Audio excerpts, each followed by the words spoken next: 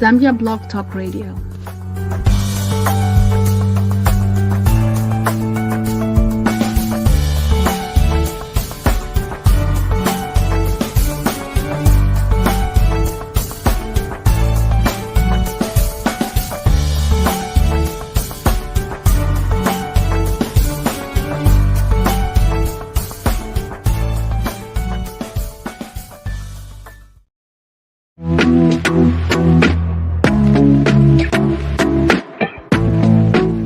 Greetings, Zambia. Are you ready to embark on an exciting journey of economic empowerment? Join us on August 12, 2023 as we kickstart the most important conversation of our time. Conversations that will shape the future of our nation. Zambia is open for business and we need you to be a part of it. Get ready for an incredible new show that's about to take social media by storm. Welcome to Bank on Zambia, a game-changing new show starting on Zambia Blog Talk Radio, streaming live on both Facebook and YouTube. We are bringing together industry leaders, financial experts, and visionary entrepreneurs to address a critical issue. The growth of our nation is at stake. Small to medium-sized businesses need help. It's time to unlock the potential of our businesses, to fuel economic growth, and to create a prosperous future for all. Let's talk about access to financing for our SMEs. Why do some struggle to secure funds while others thrive? Our economy is robust and it's time for us to reap the benefits together. We want you to be a part of this dialogue. Call in, ask questions, and contribute your thoughts. Remember, it takes a village to grow an economy, so mark your calendars, spread the word, and invite everyone to join in. Bank on Zambia is brought to you by Jackie and Partners USA in conjunction with Zambia Blog Talk Radio. And my name is Jimmy Katuta, and I am your host. I can't wait to see you.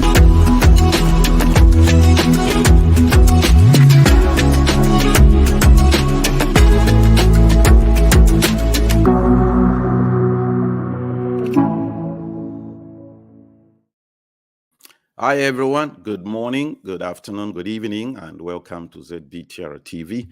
We do thank you for joining us today on this amazing Saturday on the 29th of July 2023. We want you to tell us where you're watching from as we embark on this exciting conversation today.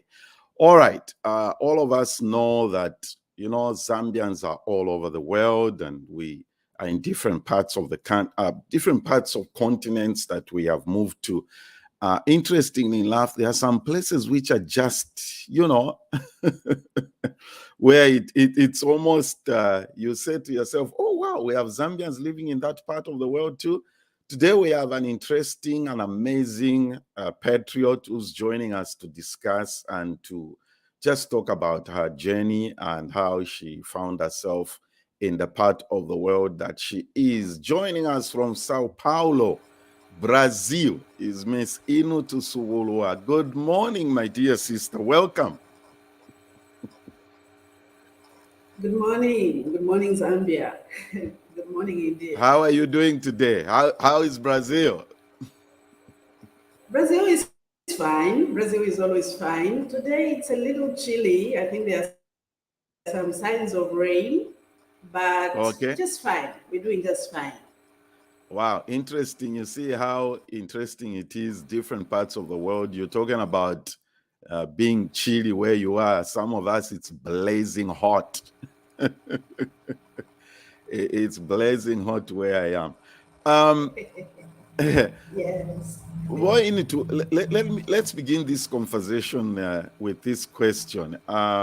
Traditionally, Zambians, we've been known to, to migrate or to go to Europe and North America, Asia, Australia, down under there.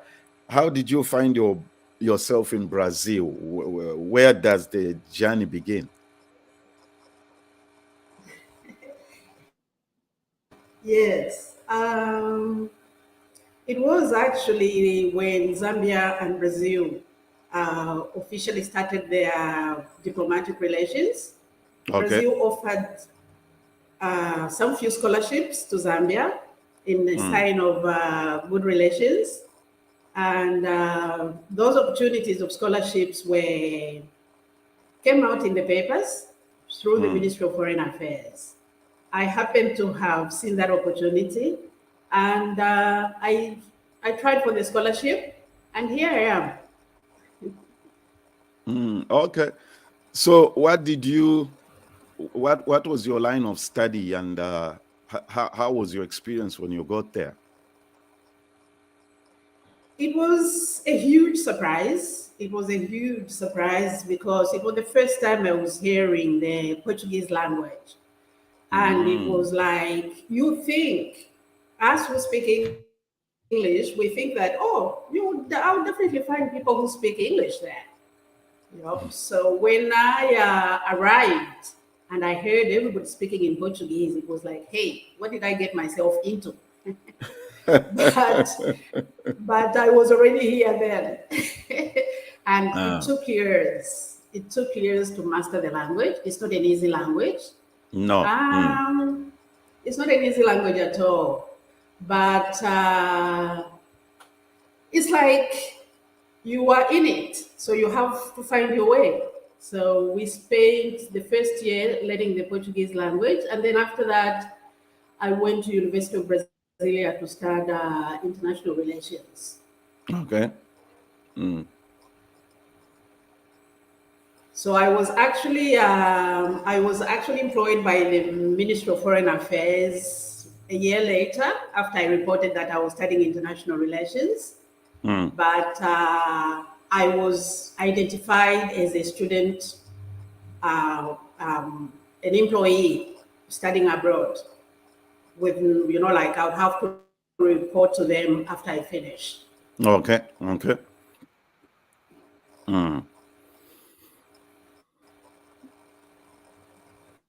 That was interesting. So how did you tell us about your impression of the people, and what struck you most about just the whole environment? I know you've already talked about that the language itself was something interesting that you experienced. Tell us about your early days and what was your impression of the people and the culture?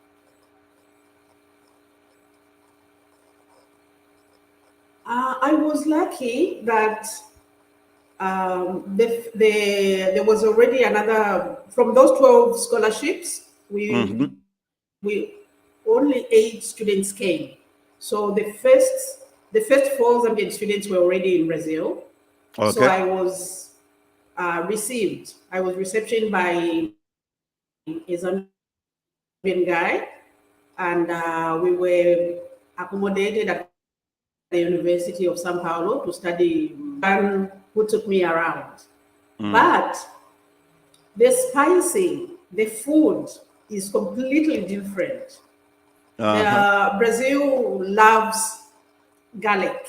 They put garlic in everything, so it's a very strong smell when you're not used to it. And they are cooking. Their cuisine is extremely different because their staple food is rice with beans. And I literally had no culture. I never ate beans so much myself. I know lots of people do. And it was interesting, but it felt like being in another planet, honestly.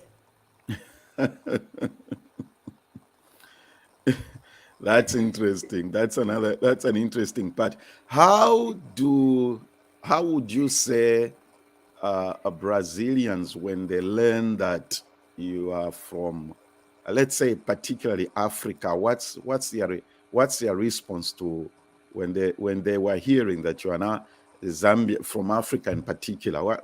How do they respond to that?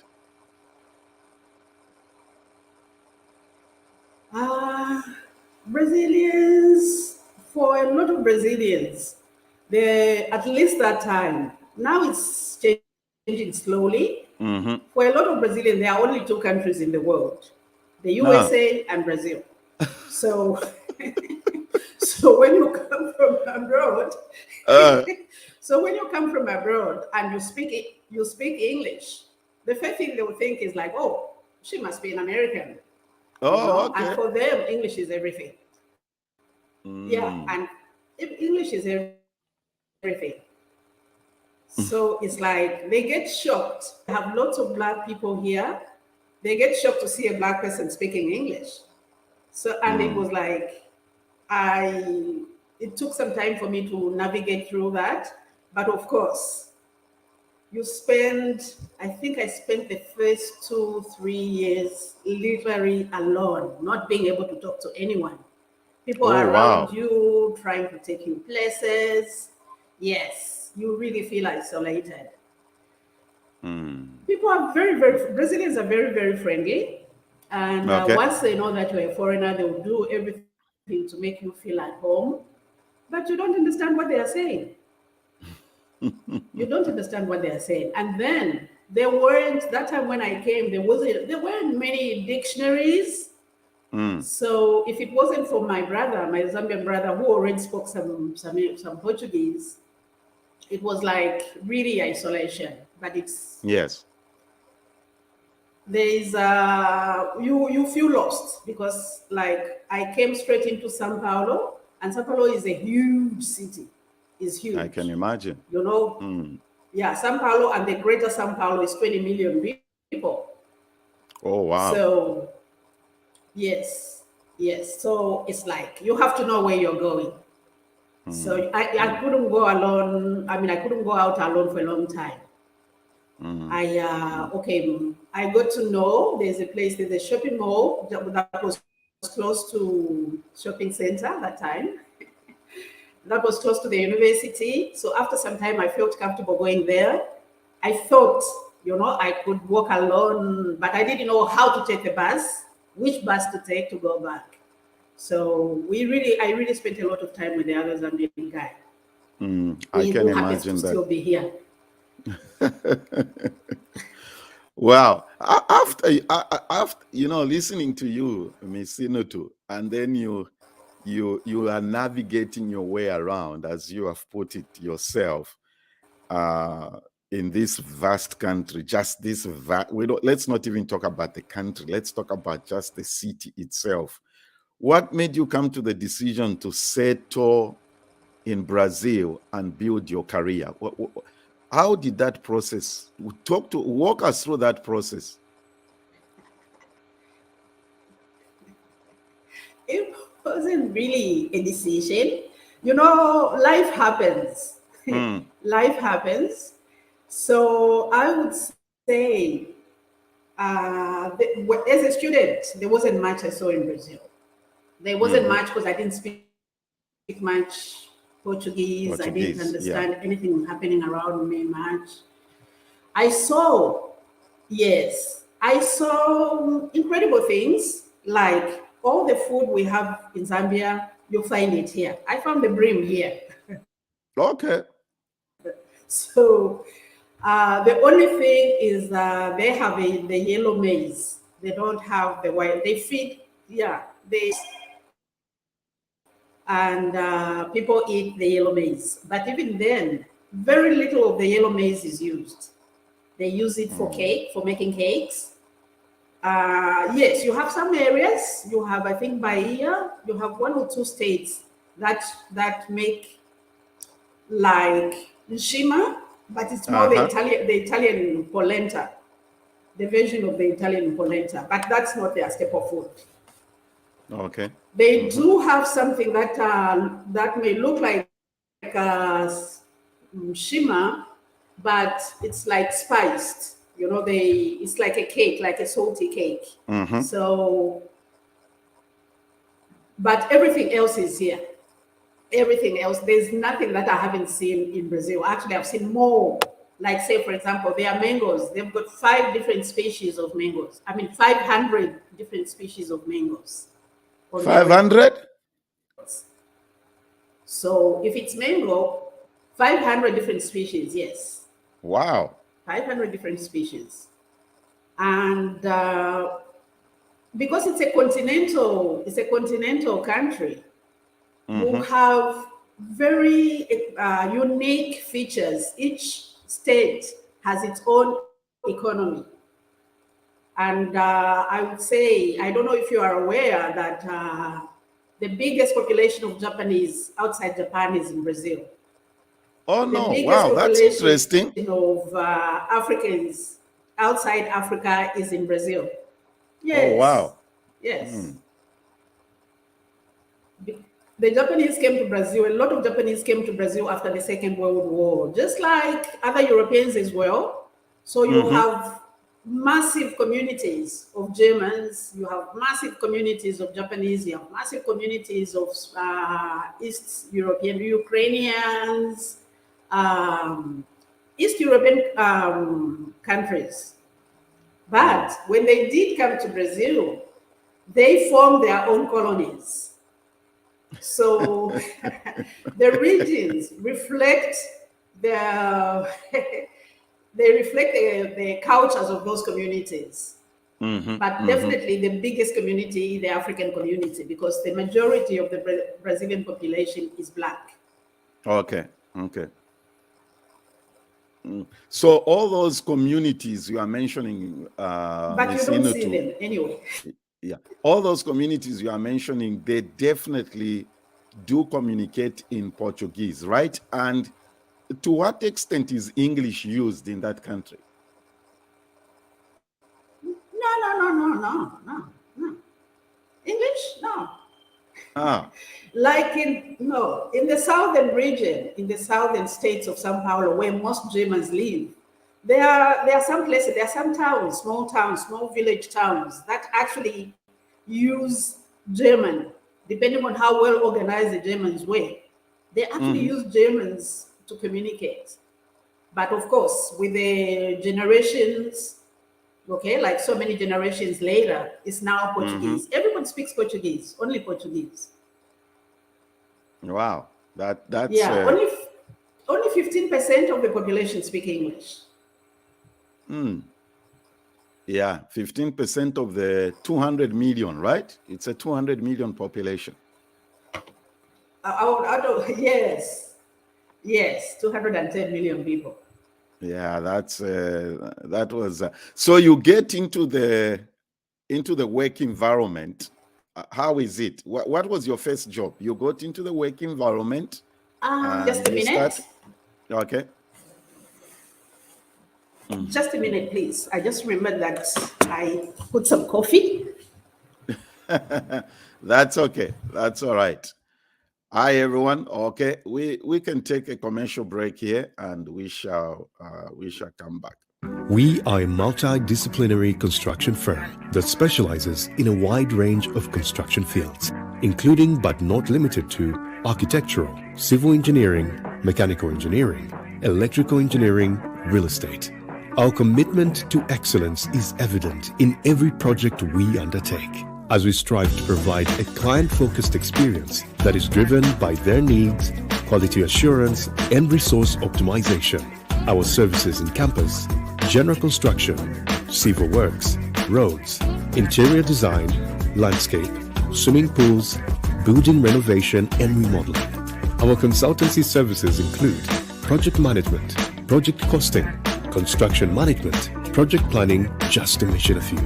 We're dedicated to providing the highest quality of work, which is why our company motto, Build It Right, is at the forefront of everything we do.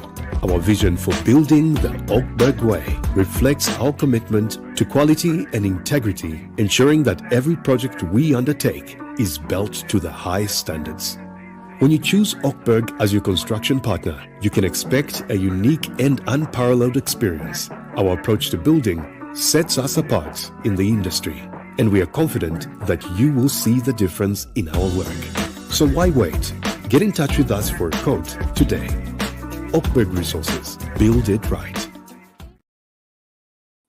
Hi, everyone. Welcome back. Our guest today is Ms. Inutu Subulwa. She's a business strategist, a professional diplomat. She's joining us from Sao Paulo, Brazil. Yes, there are Zambians in Brazil.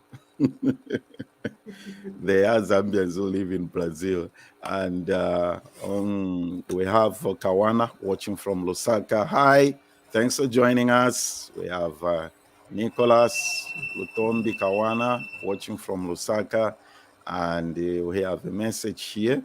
Do you recognize this person? Baruti Katembo. Lumela Jambo. Hi, my good friend. Yes, Hi. I'm looking forward to hearing your insightful comments. Asante Sana. Many thanks to Zambia Blog Talk Radio for hosting this program discussion.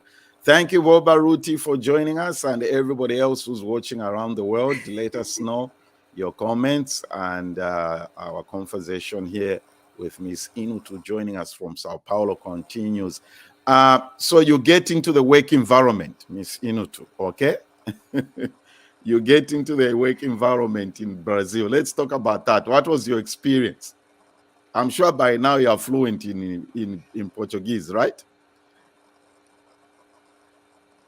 Oh yes. I can even I can even say a few proverbs in Portuguese now. Maybe I even speak it better than I speak Lozi. Oh wow! But yes. Because there's nobody to practice Lozi with here in Brazil.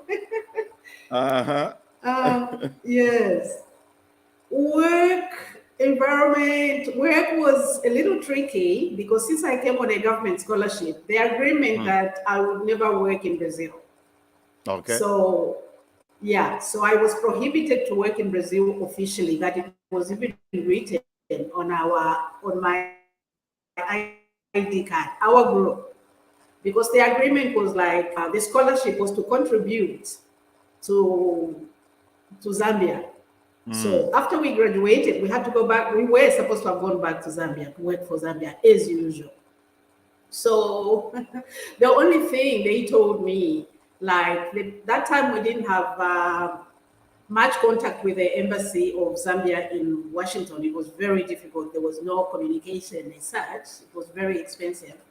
So our main office here, the office that kind of provided orientation, was the federal police station, the federal police office here, international relations federal police office.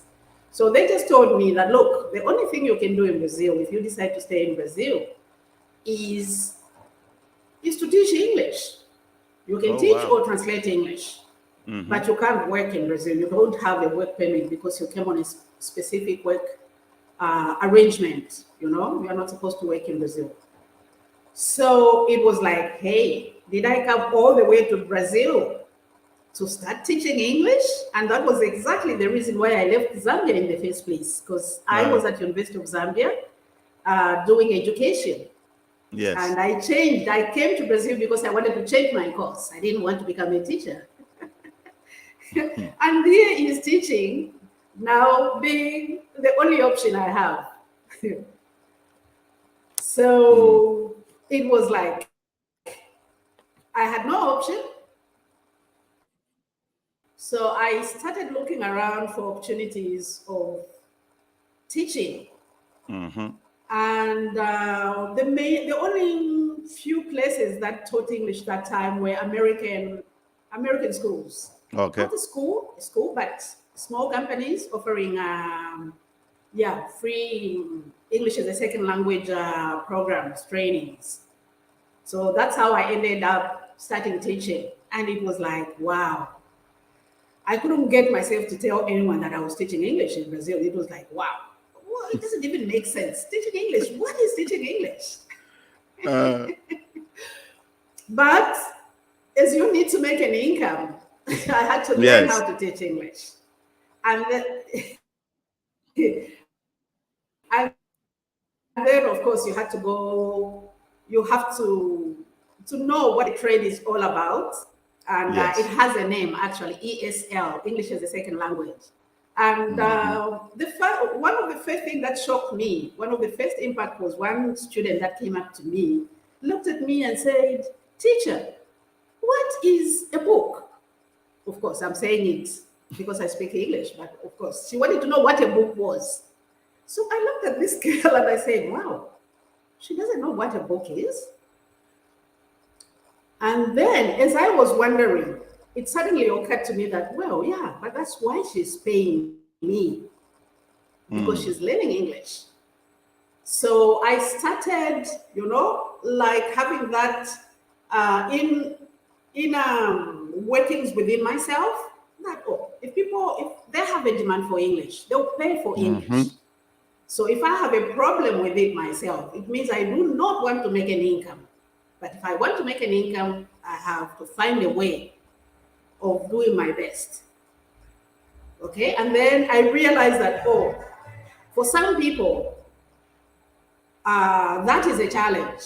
Just like Portuguese is a challenge to me, because for a long time, Portuguese was something else. For a long time, the word that I had dominated in Portuguese was obrigado, which is thank you. So I used to say thank you for everything. You know, the only word that could pop out of my mouth was obrigado. So, like, say, for example, I'm on public transport and I step on somebody, I'll say obrigado. So afterwards, that's when I realized, I said thank you instead of saying I'm sorry. Yeah. So the mistakes I made in Portuguese made me realize the demand for English.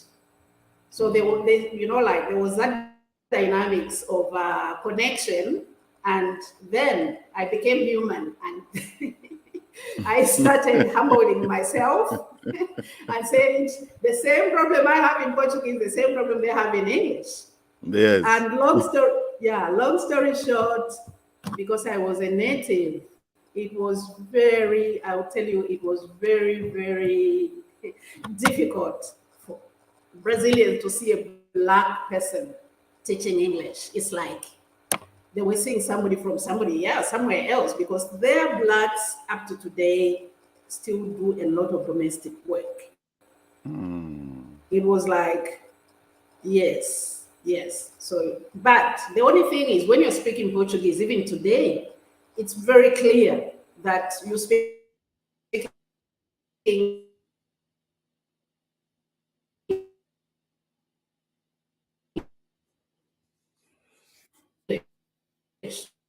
that you are not, the accent, sells you. Native and having a base from the University of Zambia, the students could feel the difference, because most of them have much, who didn't have much vocabulary or skills or whatever for teaching. So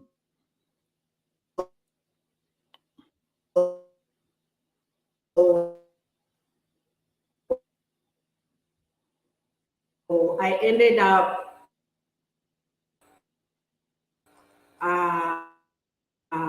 being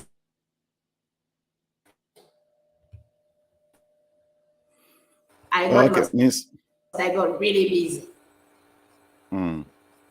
Okay, you were breaking up a little bit, but let's talk about this. Tell us about this.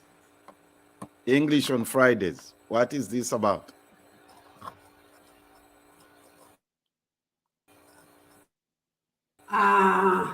In multinational companies, you mean? No, I'm saying you have this banner that you sent me. What I've put on the screen says English on Fridays. What do you do with that? What is English on Fridays about?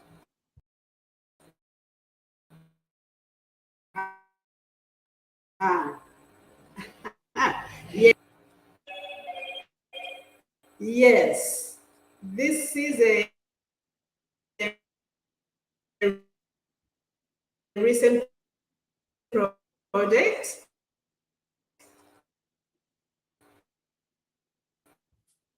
Most of the projects recently, actually,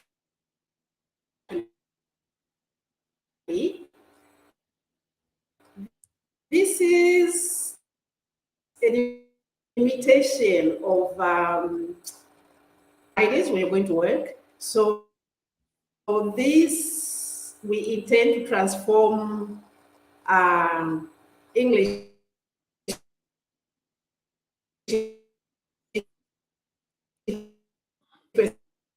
second language, but on Fridays.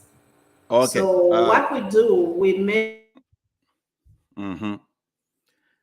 Miss Inutu, you are freezing up. Let's do this. Can we do this? Can you log off and log back in again?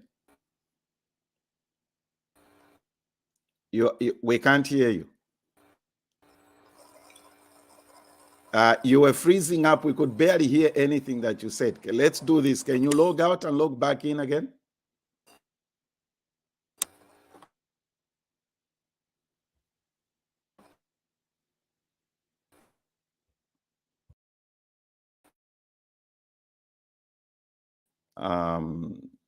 Sort of resolve this technical thing. We started very well, but you know, the technology as it is, things happen. Thanks everybody for joining us. Ms. Inutu just log. Yeah, excellent. Thanks everyone for joining us. And Ms. Baruti, when she comes back, I will ask her that question. That's a very good question, actually. And everybody watching us, Ms. Brenda, you all saw me run that commercial. We're starting a new show on August 12th. A good friend, Jimmy Katuta, will be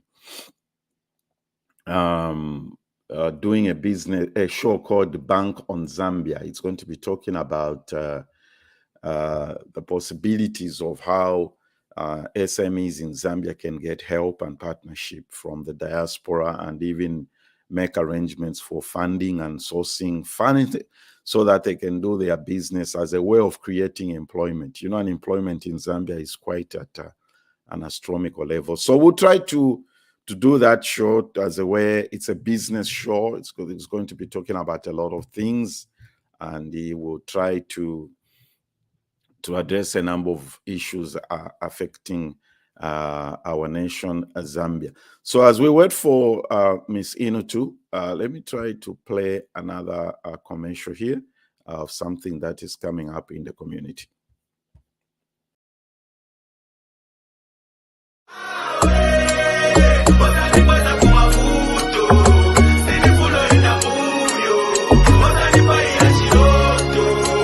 They want me down, they want me suffer, they want me gone, but I'm a biggie man, brother. Hi, everyone. We're waiting for Miss Inutu to come back and to join us. I think she's been having technical problems, but we shall resolve the matter very quickly here as she comes back on the show again. I hope you're enjoying the conversation. You heard what she said. Out of 200 million people that live in Brazil, only 15% can speak English. That's a huge challenge right there. Yeah, that's a huge challenge right there. That's a huge challenge. Okay, Ms. Inutu, please log back in, and we are waiting for you so that we continue this interesting conversation, and we shall finalize. Okay, a lot of things happening in the diaspora, in the community, in the month of September, October. You saw that diaspora conference coming up in Atlanta, Georgia. If you are interested or you'd like to be part of that, there is information there. Please join our colleagues in next month. DMV friends and colleagues are going to be hosting an event as well with the ambassador, Zambia's ambassador to the US, Mr. Chibamba Kanyama, will be the official, the guest of honor, and they'll be discussing and talking and looking at a lot of issues there. We're waiting for Ms. Inutu to log in. Interesting conversation, and I am enjoying this. Thanks, everyone. Yes, this is interesting. It's true. It takes a lot of adjusting. Brenda, you are right. I can only imagine what she was going through. It's not easy in the diaspora adjusting. Now, if you are in a community, if you go in a place where communication is not even a challenge, like, you know, in England, Australia, and America, where we speak English, and even the country's official language is English, adjusting is just something else. Now, you can imagine you are dealing with all these issues of speaking to trying to speak Portuguese, because I know a lot of people I have Portuguese friends, and they will tell you even themselves that Portuguese is not an easy language. So it took about 2 years to learn the language, and Wow. I don't know what you all think about her saying for almost 2 years she just kept to herself, didn't go anywhere. That was something here. That was something there. Yeah. Let her log back in and we shall continue our conversation with Miss Inutu Subulwa. She's in Sao Paulo. She was telling me that there are like 20 million Black people in Brazil. I think I'll let her clarify on those figures when she comes on. And we are going to have a lot of things to talk about, And I know that she has a lot of things to discuss and to share here as we continue this conversation. Yep, you are watching ZBTR, and our guest this morning is Miss Inutu Subulwa. She's in Sao Paulo, Brazil. Portuguese is the official language, and you'll be surprised. She actually started a company there, and that's what we are going to discuss next when she comes back. All right, we shall be waiting for Miss Subulwa to come back as we continue our conversation here and talk to her.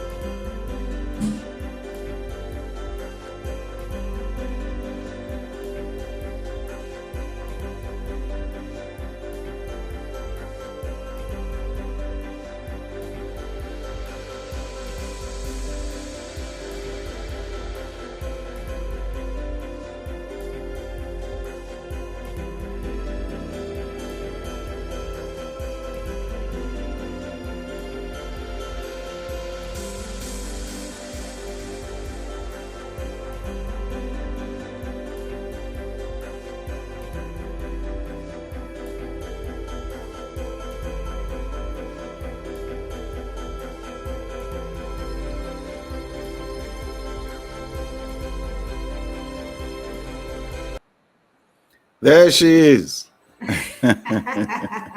Welcome back. Thank you. I said I was on another planet. Well, things happen, but it's all good. All right. You can hear me well now?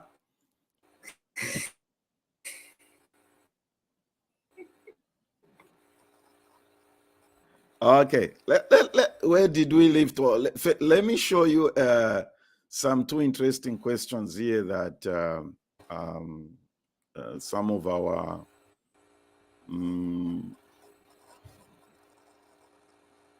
let me show you. Vo Baruti has asked an interesting question here. Can you see that? She says, could you ask Ms. Subulwa to comment on the socio-economic position and leverage of the African pop in Brazil in comparison to other racial groups, particularly Europeans?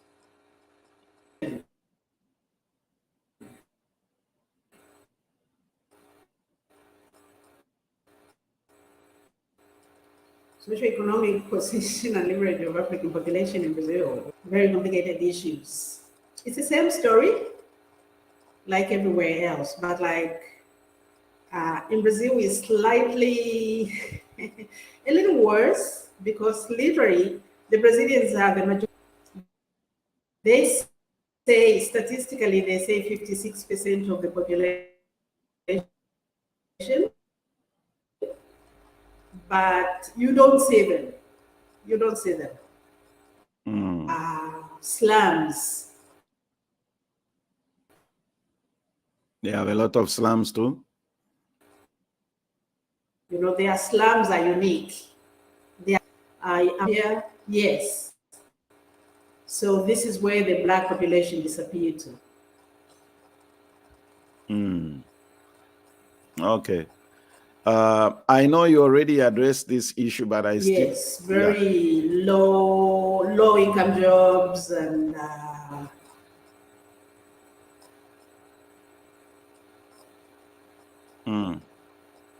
like you said, most of them are still doing the domestic servant jobs, right?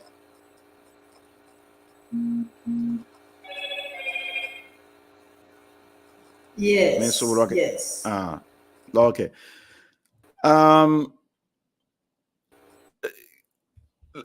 To Brenda's comment, I can only imagine actually, what she was... one of the things that I'm doing in from teaching.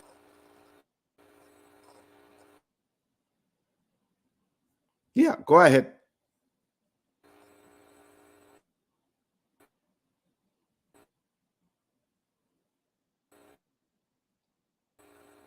Can you hear me, Ms. Subulwa? She says, I can only imagine what she was going through. It's not easy in the past. It's not like the... Yeah, please go ahead.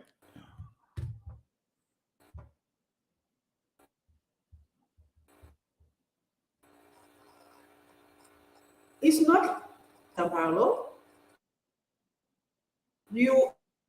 It's a very subtle kind of thing where happening around you. Okay, but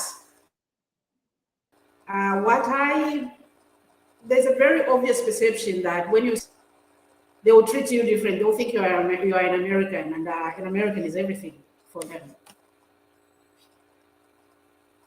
But of course, there were lots of adjustments to be made. Like, say, for example, when I went looking for a job, you are being interviewed on started, like phoning places, talking to the people so that they can hear that I speak English before they see me. Okay, so one particular time, I was talking to some company, and I was speaking to them in English. So the conversation went so well. Wow, you teach English, you are a native, how good, da, da, da. And then last minute, oh, by the way, I didn't ask for your name. And I knew the moment, if I said anything or two, they're going to say from where? And if I said Africa, they're just going to say, uh-oh. So from nowhere, in Brazil, I had to start using the name Claire, which was my baptism name. Okay. I never called myself Claire. Nobody knows me as Claire in Zambia, but in Brazil, I am Claire. So it's like there are some little things that you have to, some strategies you have to use. Mm. It's a whole book. I can write a whole book on those experiences. It's because when I finally went to that office and they saw that I was black, they all, almost everybody went under their table. You know, they wanted to hide under the tables, and I just said, no. I talked to someone here. Can I please? I came for the interview. So in their attempt to get rid of me, they said, no, actually, even to be for the English team, that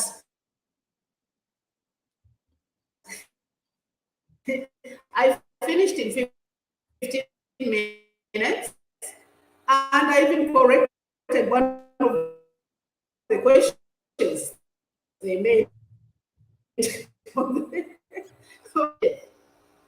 So they had no option, you know, but to take me, because they were also surprised that I got everything right. But to start working, one of the biggest problems of Sao Paulo is for teachers is like in the companies, in the big companies, you have to be there earlier than the working time. So you teach between 7 and 9, okay, before they start working. So for you to get to the office at 7, you have to leave home around 5:30 in the morning. And most native speakers were not used to that.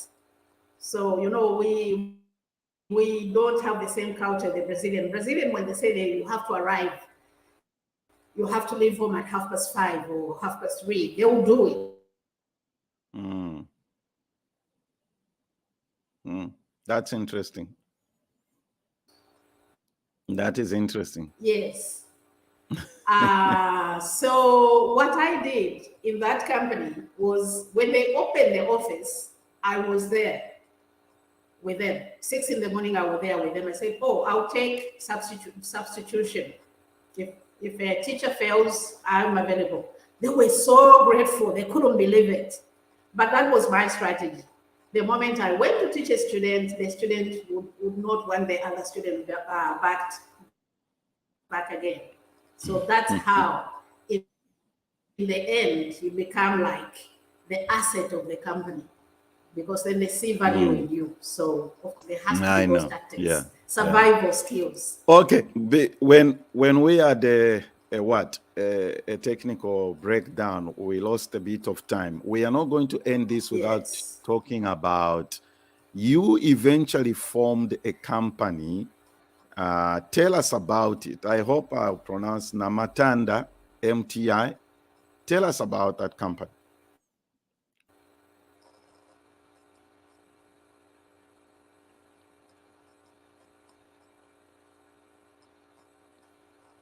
Did you hear me? I said, tell us about the company, the management company that you formed.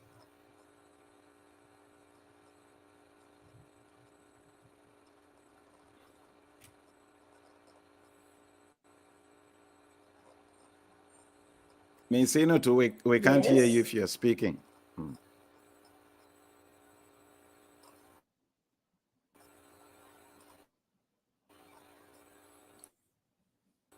I said, tell us about the management company. Again, Lux.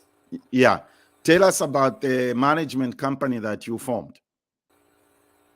Am I good now? Namatanda.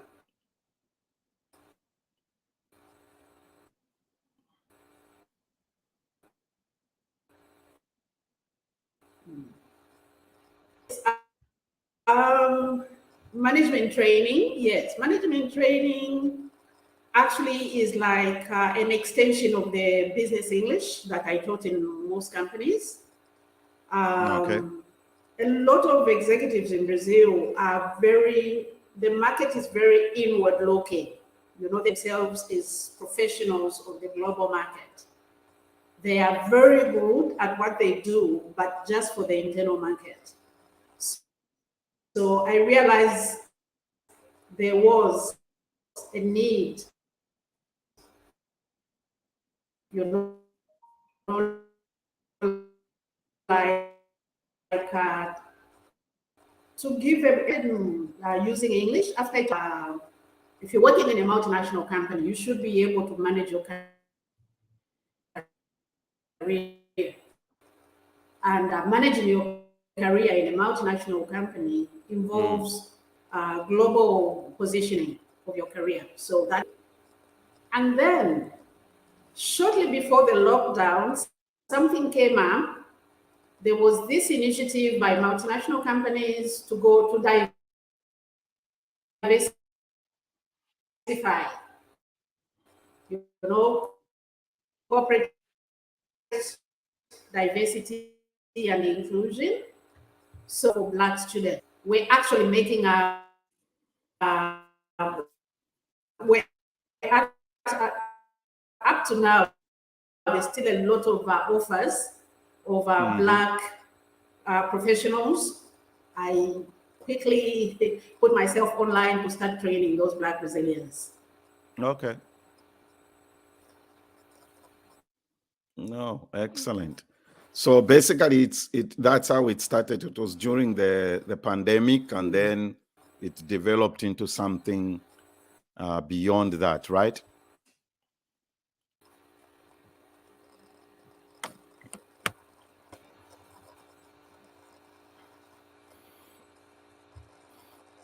Okay, this is what we do, Ms. Subulwa.